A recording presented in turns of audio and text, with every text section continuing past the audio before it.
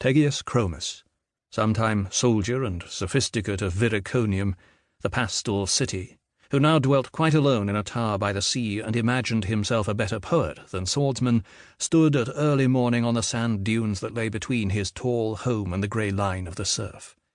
Like swift and tattered scraps of rag, black gulls sped and fought over his downcast head. It was a catastrophe that had driven him from his tower, something that he had witnessed from its topmost room during the night. He smelled burning on the offshore wind. In the distance, faintly, he could hear dull and heavy explosions, and it was not the powerful sea that shook the dunes beneath his feet. Chromis was a tall man, thin and cadaverous. He had slept little lately, and his green eyes were tired in the dark, sunken hollows above his high, prominent cheekbones. He wore a dark green velvet cloak, spun about him like a cocoon against the wind, a tabard of antique leather set with iridium studs over a white kid shirt, tight mazarine velvet trousers, and high, soft boots of pale blue suede. Beneath the heavy cloak, his slim and deceptively delicate hands were curled into fists, weighted, as was the custom of the time, with heavy rings of non-precious metals, intagliated with involved ciphers and sphenograms. The right fist rested on the pommel of his plain long sword, which, contrary to the fashion of the time, had no name. Chromis, whose lips were thin and bloodless, was more possessed by the essential qualities of things than by their names, concerned with the reality of reality, rather than with the names men gave it.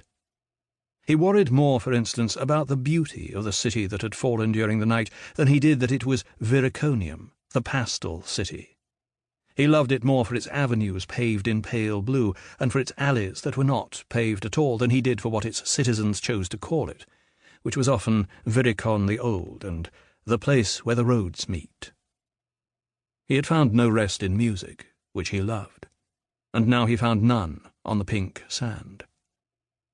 For a while he walked the tide-line, examining the objects cast up by the sea, paying particular attention to a smooth stone here, a translucent spiny shell there, picking up a bottle the colour of his cloak, throwing down a branch whitened and peculiarly carved by the water.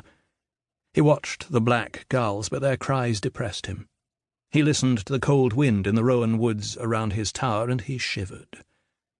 Over the pounding of the high tide he heard the dull concussions of falling Viriconium, and even when he stood in the surf, feeling its sharp acid sting on his cheek, lost in its thunder, he imagined it was possible to hear the riots in the pastoral streets, the warring factions, and voices crying for young queen, old queen. He settled his russet shovel hat more firmly, crossed the dunes, his feet slipping in the treacherous sand, and found the white stone path through the rowans to his tower, which also had no name, though it was called by some after the stretch of seaboard on which it stood, that is, Balmacara. Chromis knew where his heart and his sword lay, but he had thought that all finished with, and he had looked forward to a comfortable life by the sea.